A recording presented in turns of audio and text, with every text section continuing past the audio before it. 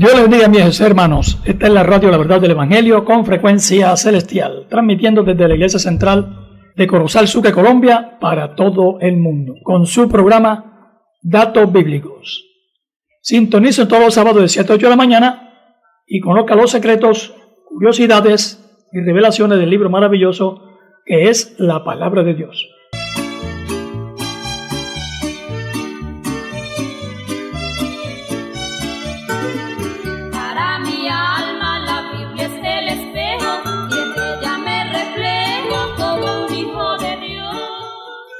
Tenemos un nuevo tema hoy, hermanos, las parábolas. La parábola contiene relatos tanto verídicos como imaginarios, pero que no escapan de la realidad, es decir, no traspasan los límites de lo posible, mientras que la alegoría siempre es ficticia o fantasiosa.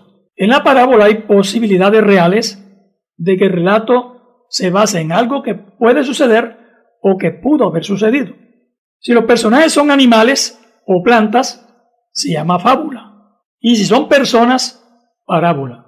En las historias de la parábola de Jesús, los personajes y los eventos representan una verdad acerca del reino de Dios y de la vida cristiana. Las parábolas recalcan los elementos esenciales de la revelación de Dios, ejecutada por la persona de Jesús. Jesús utilizó eventos y costumbres comunes en la vida para ilustrar sus enseñanzas. La mayoría de sus ilustraciones tenían que ver con la vida rural, cuidar animales, cultivar el campo, realizar tareas de la casa. En la parábola Jesús enseña conceptos espirituales complejos en forma de metáforas creíbles. Obtenemos una comprensión más profunda de la verdad de Dios a través de esas historias. El propósito de las parábolas está en Mateo 13, del 10 al 15. Acercándose los discípulos, le preguntaron: ¿por qué les hablas por parábolas? Él respondiendo, les dijo: porque a vosotros os es dado saber los misterios del reino de los cielos, pero a ellos no les es dado. Porque a cualquiera que tiene, se le dará y tendrá más, pero al que no tiene, aún lo que tiene le será quitado. Por eso les hablo por parábolas, porque viendo no ven, y oyendo no oyen ni entienden. De manera que se cumple en ellos la profecía de Isaías que dijo: de oído oiréis y no entenderéis, y viendo veréis y no percibiréis. Porque el corazón de este pueblo se ha entorpecido, y con los oídos oyen pesadamente, y han cerrado sus ojos, para que no vean con los ojos, ni oigan con los oídos, ni con el corazón entiendan, ni se conviertan, y yo los sane. Entonces vemos allí el motivo de las parábolas, el propósito por el cual el Señor les hablaba al pueblo judío en parábolas. Dios les habla al pueblo de esta manera, ya que ellos buscaban la forma de atrapar a Jesús en algún error para acusarle y después matarle. De esa manera les decía la verdad y no podían acusarlo de nada, pues generalmente no entendían el lenguaje del Señor Jesucristo. Se consideraban a sí mismos como sabios en la interpretación de la ley. Sin embargo, no podían entender el lenguaje sencillo con que el Señor les hablaba. Se hacían sabios en su propia opinión. Con respecto a lo dicho anteriormente, hay una parte jurídica también y una razón por la cual el Señor usaba las parábolas y los distintos géneros literarios. Y es que se podía usar para ilustrar o enseñar grandes verdades. Al usar los géneros literarios, ya en la parte jurídica estos no podían ser usados en contra, como argumento en contra o acusadores de quien las usaba. Porque la ley de Dios está por encima de todo género, entonces ellos no podían usar estos géneros humanos para desvirtuar a un maestro o acusarlo delante de las leyes. Entonces es hermoso ver cómo se amalgama tanto el cumplimiento de la profecía, el Señor acomodando el mensaje a los distintos oidores, porque una parte oía y no entendía, pero otros sí entendían perfectamente. Entonces ahí se ve la multiforme gracia de Dios manifestada en las distintas formas como Él le habló a su pueblo y nos sigue hablando todavía. Dice aquí, hermano, porque el corazón de este pueblo se ha engrosado. Ese era el motivo por el cual ellos no podían entender lo que el Señor les decía. Porque siempre que una persona se cree que lo sabe todo, no es con arrogancia, es con humildad que se recibe la palabra de Dios. El pueblo de Israel hasta el día de hoy esperan al Mesías Rey. Entonces por eso no dan crédito, no han oído a la palabra de Dios. El apóstol dice, para ellos es locura, es tropiezo el mensaje de la cruz. Entonces es allí donde, estimado oyente, usted debe tener disposición, anhelo y humildad para escuchar la palabra, porque el corazón del pueblo se engrosó porque ellos creían que ya tenían la verdad absoluta y no había nada más cuando la palabra de Dios es nueva cada mañana. Y dice el salmista en el Salmo número 8 que en la boca de los niños de pecho perfeccionó la alabanza. Y luego el Señor orando dice, Padre, te doy gracias porque escondiste estas cosas de los grandes, de los sabios, los entendidos y se las revelaste a los niños, hablando de aquellos que no tenían ninguna educación. Y hay testimonio, hermano, de que los hombres que el Señor escogió, casi la mayoría eran hombres de vulgo, hombres que no tenían letra. Como estos hombres sin letra, les dicen los mismos testimonios del Sanedrín. Así es. Saben tanta cosa. ¿Por qué? Porque Dios le revela su palabra a los niños. Los eruditos, hermano, tienen esos problemas, la gente que considera que lo saben todo. Es triste que también, hermano, en este tiempo que nosotros somos unos predicadores y hay personas que están sumidas en su propio saber y no permiten que la palabra de Dios penetre, por eso no hace la obra en ellos, porque ellos cierran, no permite oír lo que debe oír. Uno tiene que abrir el corazón, poner su corazón en cero, comenzar desde un punto cero para llegar al verdadero conocimiento. Cada vez que usted aprende algo, se abre una gran puerta para usted. Fíjese que el Señor Jesucristo en Mateo 11:25 dice, en esa ocasión Jesús hizo la siguiente oración. Oh Padre, Señor del cielo y de la tierra, gracias por esconder estas cosas de los que se creen sabios e inteligentes y por revelárselas a los que son como niños. La Biblia es enfática en decir que Dios lo escogió lo más vil para avergonzar a los sabios. Por eso es que ellos decían, pues, ¿y estos que no saben letra, cómo saben todo esto? Amén. No se sientan estigmatizados los profesionales, no. Los educados. No es esa la intención. Es más, aquí yo estoy rodeado de dos docentes, dos personas muy versadas. Dios lo que no quiere es altivez y orgullo en el corazón de aquel que tiene un conocimiento, porque el apóstol Pablo era un doctor en todo el sentido de la palabra. Y él llama a los que no tenemos ningún conocimiento para enseñarlo y mostrarse cuán grande es él. Y también llama a los profesionales y sabios para glorificarse y darles aún mucha más sabiduría. El escudo también es la bandera de la patria celestial.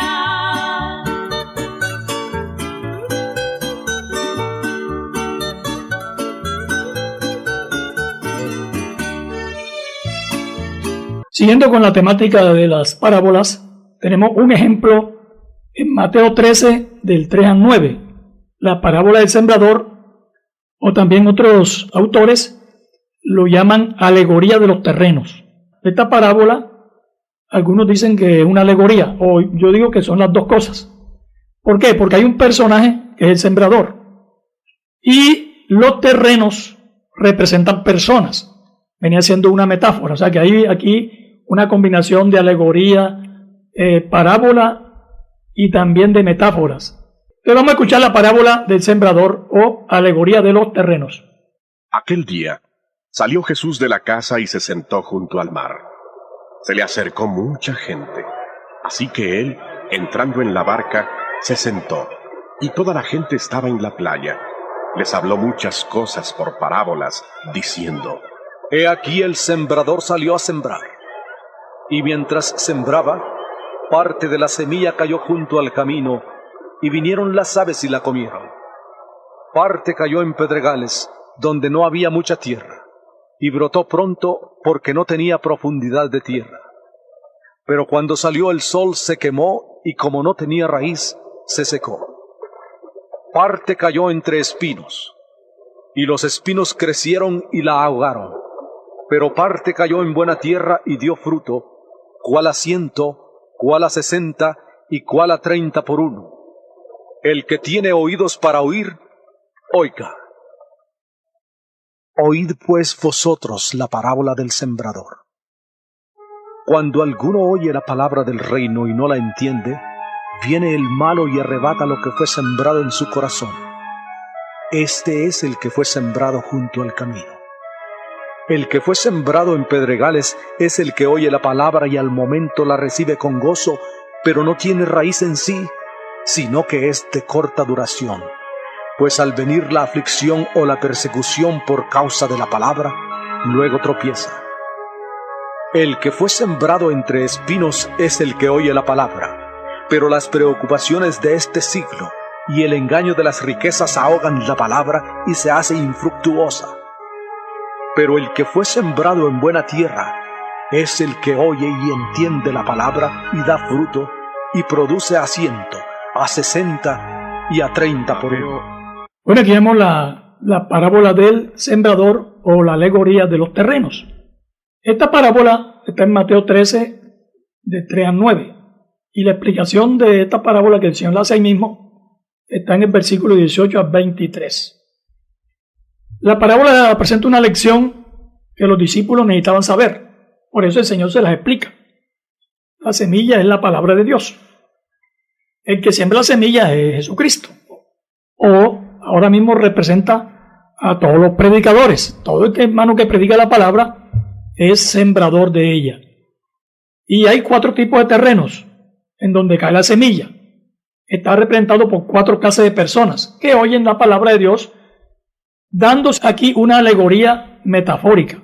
El primer terreno donde cae la semilla, junto al camino, representa el tipo de oyente indiferente al mensaje de Dios, o el que lo rechaza. Las aves representan al diablo, enemigo del reino de Dios, que evita que la palabra penetre en el corazón de los oyentes. Aquí la parábola se refiere a 4 clases de personas, que son 4 estados en los que están los corazones. Y solo el último es el que recibe la palabra de Dios y germina y da ese fruto abundante. Los demás todos lo recibieron, pero siempre hubo un pero. El afán, los negocios, el poco interés, la dureza de corazón. Todo eso está explicado ahí con ilustraciones que el Señor usa en la parábola, pero que son al final y al cabo manifestaciones humanas con respecto a la reacción que debe tener uno ante la palabra. Solo el último corazón, representado con la tierra fértil, es ese hombre sencillo, esa mujer sencilla que con hambre, con sencillez recibe la palabra, la cree y ella comienza a hacer el trabajo, como dice allá en Isaías. Así es mi palabra, que no vuelve a mí vacía, sino que cumple aquello para lo cual fue enviada. Entonces es maravilloso y el Señor se los explica a los discípulos para que no salieran diciendo otra cosa fuera de contexto. Sí, hermano, en el primer terreno que cae a la orilla del camino, dice la Biblia, las aves del cielo se comen esa palabra, o sea, se le comen la semilla. Se representa al enemigo, al diablo, y la persona rechaza el mensaje de Dios o la es indiferente. En el segundo terreno, se representa a la clase de personas que no se niegan a sí mismos, no toman la cruz de Cristo. En Juan 6:60 dice, al oírlo muchos de sus discípulos dijeron, dura esta palabra, ¿quién la puede oír? Entonces, los mismos discípulos consideraban la palabra dura. Entonces, estas personas no son capaces, se escandalizan por la incomprensión, los insultos, el rechazo, el vituperio, el daño físico por causa de la palabra, los hace desistir de ella. Amén. Lo del grupo 1 son esas personas que normalmente asisten a los servicios hoy día. Vienen porque les gusta el ambiente, porque Dios ha hecho algo en sus vidas, pero que a la vez no toman una decisión, no dejan que la palabra se arraigue en sus corazones, no dejan nacer a Cristo en sus corazones. Entonces, ni son del mundo, ni son de Dios. Están ahí a la orilla del camino siempre. Y cuando están aquí en este ambiente se sienten maravillosos, se sienten contentos, realizados, pero apenas salen de la puerta del salón, el enemigo les arranca aquello por los afanes de la vida, por los compromisos, por las invitaciones. Y el segundo grupo, como son personas que tienen un corazón rocoso, así también perciben todo lo que va de afuera hacia ellos, como una roca, porque acuérdese que de la abundancia que hay en el corazón habla uno. Entonces, todo le es duro, como usted acaba de ilustrar, todo le suena a insulto, todo le suena agresivo, pero es porque así tienen ellos el corazón. Y es ahí donde la palabra de Dios obra a tal punto que el corazón de piedra nos lo cambia por uno nuevo de carne. El escudo también es la bandera de la patria celestial.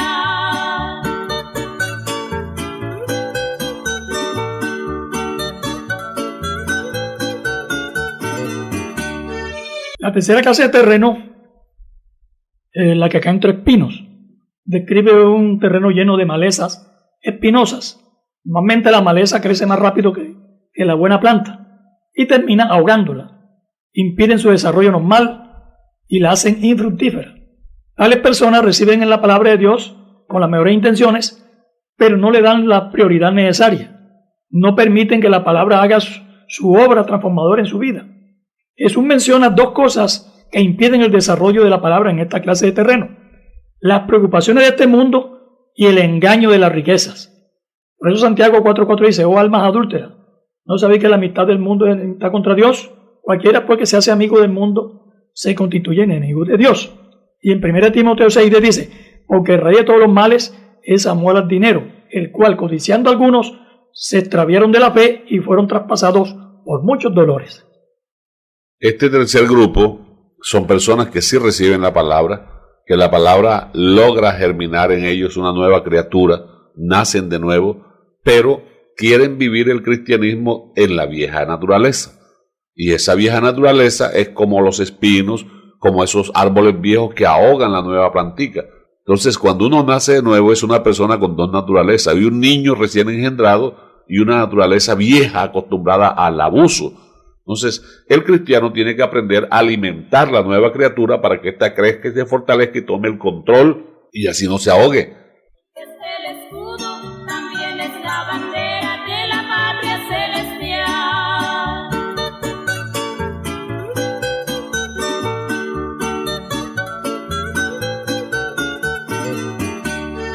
La cuarta clase de terreno describe terreno abonado, profundo, limpio, que recibe la semilla y le permite crecer y dar fruto que se espera.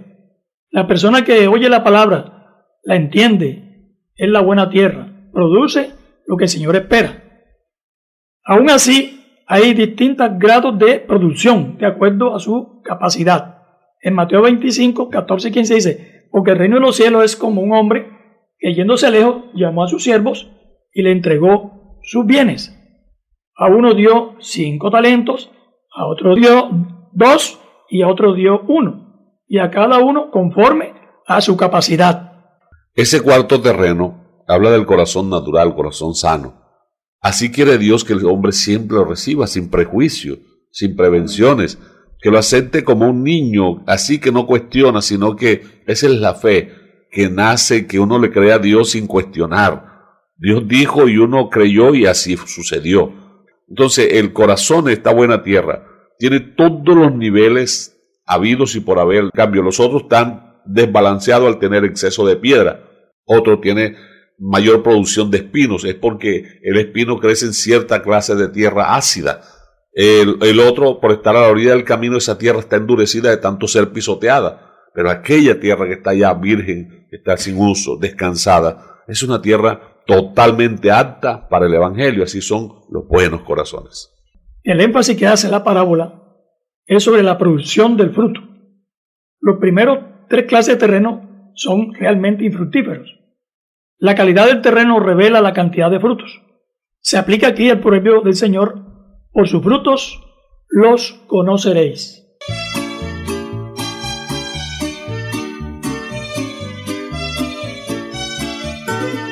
Para mi alma la Biblia es el espejo y en ella me reflejo como un hijo de Dios. Dice la versión K2: sin embargo, la semilla sembrada en buena tierra es el que oye el mensaje y lo entiende. Dicha persona seguramente dará buen fruto, 100, 60, 30 veces más de lo que se sembró. Entonces, esto va en concordancia cuando se habla de capacidades. No está hablando de capacidades personales, sino de el desarrollo normal de la palabra de Dios en la vida de aquel que oye y cree. Hay otra parábola, por ejemplo, que también habla de capacidades, que está en Mateo 25, de los talentos. Hubo uno a quien le dieron 3. Ese en esos 3 fue fiel, llegó a tener 6. Hubo uno que tuvo 5. En esos 5 fue fiel, llegó a tener 10. Entonces, aquí está hablando del mismo corazón, del mismo terreno, pero que a medida que se va dejando tratar, la palabra de Dios lo va limpiando, lo va fertilizando, lo va humedeciendo, porque ahí es agua, y este cristiano permanece dando fruto. Entonces dice 1 Corintios 15:57, así que, hermanos míos amados, estad firmes y constantes, o sea, continuo, creciendo en la obra del Señor siempre, sabiendo que vuestro trabajo en el Señor no es en vano. Y en Apocalipsis se nos dice, el que es limpio, no se conforme, hay todavía un mejor estado de limpieza, límpiese más. Entonces, en Dios, hermano, no tenemos límites. En la vida normal, los árboles van decreciendo su capacidad de cosecha. En la vida cristiana no es así. Salmo 128, tu mujer será como vid que lleva fruto a los lados de tu mesa. Tus hijos serán como planta de olivo alrededor de tu casa. Entre más viejos, más cosecharán. Los años que hemos vivido nos han enseñado y uno ha aprendido de Dios. Hemos caminado con Él y no nos arrepentimos de haber caminado con Él.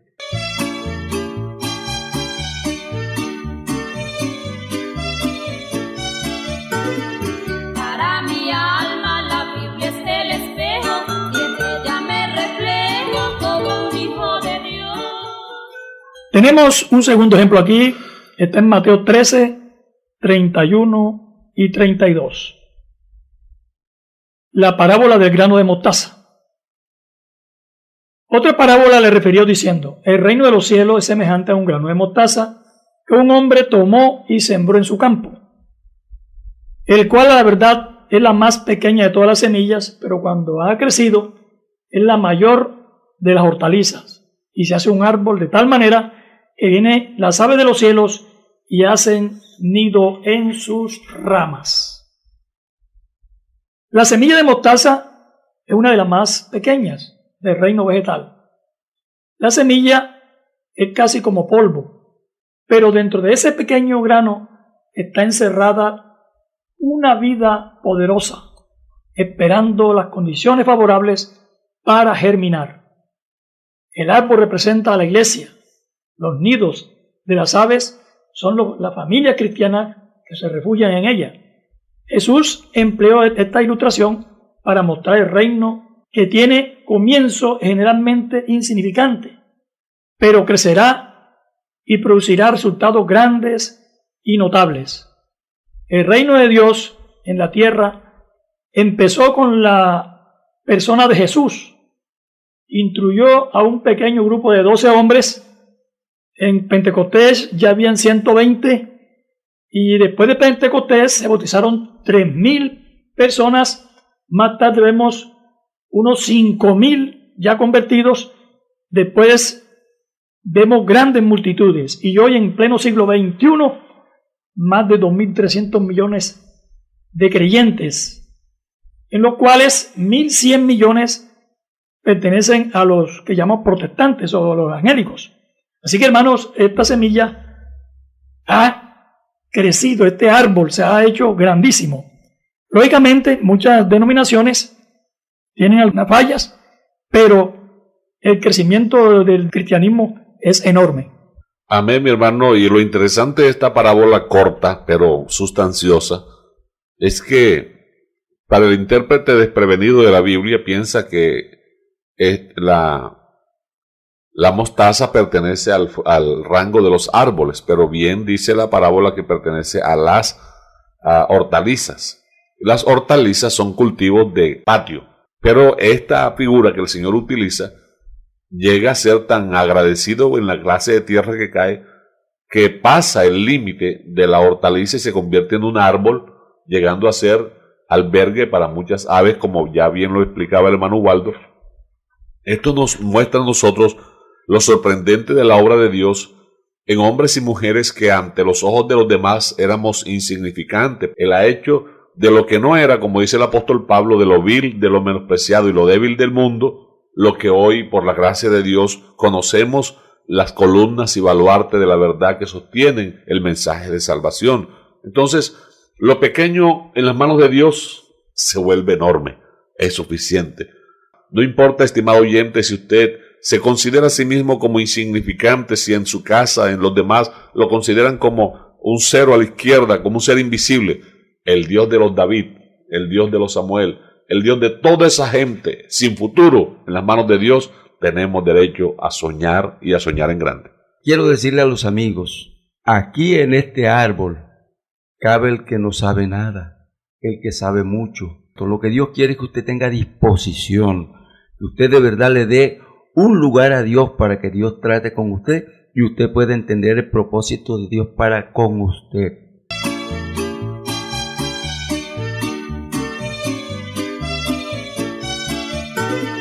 Para mi alma la Biblia es el espejo y en ella me reflejo como un hijo de Dios.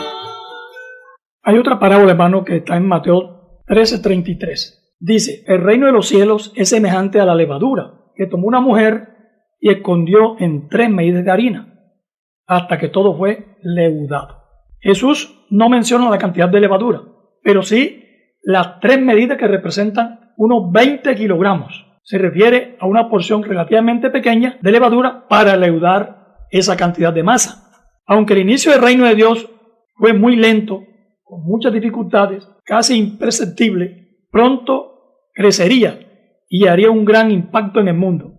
En esta parábola es símbolo de crecimiento expansivo de la iglesia.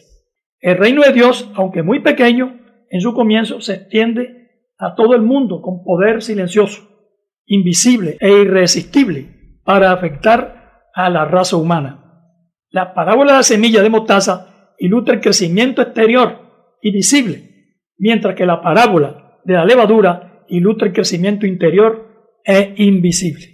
La levadura en distintos pasajes tiene distintas aplicaciones. En la mayoría de los textos bíblicos se usa como sinónimo de pecado y de lo malo, pero en este texto se usa para mostrar lo rápido del crecimiento de la expansión del reino de los cielos. Cuando apenas eran 120 que estaban concentrados en Jerusalén, el Señor permitió que viniese una persecución. Y por esa persecución se expandieron todos a lo largo y ancho del mundo entonces conocido. Y por eso estamos hoy hablando de este texto bíblico es porque hasta nosotros llegó. Y si hablamos del apóstol Pablo, dice que él llenó todo el mundo de su época con el mensaje de salvación. Ahora, ¿dónde radica? No en el poder de la levadura, sino que en el evangelio es poder en sí mismo. Romanos 1:16 dice, es que no me avergüenzo del evangelio, porque es el poder de Dios para salvación a todo aquel que cree, al judío primeramente y también al griego. Es el escudo, también es la bandera de la patria celestial.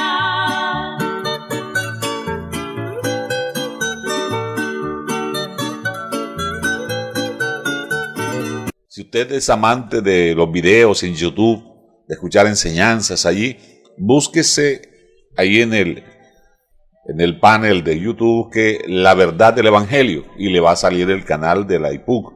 El contenido que se ha subido, contenido que lleva objetivo de presentar a Jesucristo como el único Salvador y Dios de la humanidad. También la variedad de programas que se producen aquí en la iglesia. Escúchelos, véalos, dele me gusta y de esa manera usted está contribuyendo con el esparcimiento del evangelio. En Facebook usted puede buscar el canal IPUC Central Corozal. Ahí está la página de la iglesia central aquí en Corozal, donde se cuelgan todos los programas. De esa manera usted también puede hacerse suscriptor y distribuidor de la programación. Hermanos, ya que no podemos hacerlo de manera presencial, podemos hacerlo de manera virtual. No vamos a perder 10 minutos, media hora. No, eso es cuestión de un instante para entrar a estos canales y darle me gusta o compartirlos. De esa forma se contribuye hoy día para el pregón del evangelio. Así que la invitación es para usted, mi hermano querido, así como apoyamos otras campañas y promocionamos eventos que nada tienen que ver con el evangelio, cuánto más llevar el mensaje de salvación. Bueno, siendo más, nos despedimos en la parte técnica de nuestra hermana Emily Novoa. En la mesa de diálogo, el hermano Alberto Ortega, el hermano Rivaldo Figueroa y este servidor Ubaldo Romero Garrido.